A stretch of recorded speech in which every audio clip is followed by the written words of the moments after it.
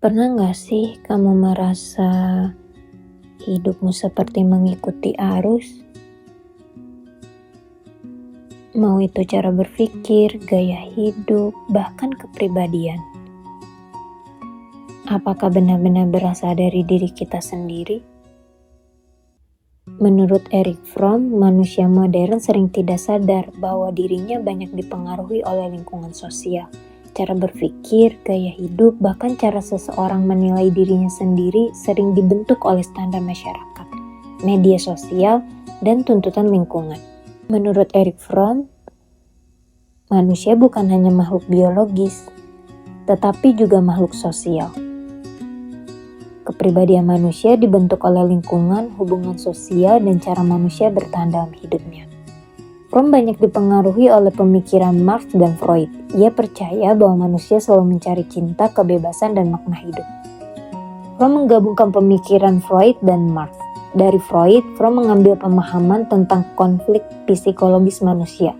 Dari Marx, ia mengambil gagasan bahwa sistem sosial dan ekonomi sangat mempengaruhi kehidupan manusia. Menurut Fromm, manusia tidak hanya dipengaruhi oleh dorongan biologis, tetapi juga budaya, lingkungan sosial, pola asuh, sistem kerja, dan kondisi masyarakat tempat ia hidup. Karena itu, kepribadian manusia selalu berkaitan dengan kondisi sosial. Menurut Fromm, manusia memiliki kebutuhan dasar untuk merasa terhubung, dicintai, dan memiliki identitas diri. Namun, ketika kebutuhan itu tidak terpenuhi dengan sehat, manusia mulai kehilangan dirinya sendiri. Banyak orang akhirnya hidup hanya demi diterima lingkungan. Tipe-tipe kepribadian menurut Fromm. Tipe reseptif adalah mereka yang selalu bergantung pada orang lain. Mereka merasa kebahagiaan harus datang dari luar dirinya. Tipe ekspoliatif cenderung mengambil keuntungan dari orang lain. Mereka percaya bahwa sesuatu hanya bisa didapat dengan merebutnya. Orientasi penimbun membuat seseorang merasa aman ketika mampu menguasai dan menyimpan sesuatu, baik benda, perasaan, bahkan hubungan. Sedangkan orientasi pemasaran melihat diri seperti produk yang harus selalu menarik di mata orang lain. Menurut Fromm, tipe paling sehat adalah orientasi produktif, yaitu pribadi yang mampu mencintai dengan tulus, berpikir kreatif, dan hidup secara autentik. Love is the only sense and satisfactory answer to the problem of human existence.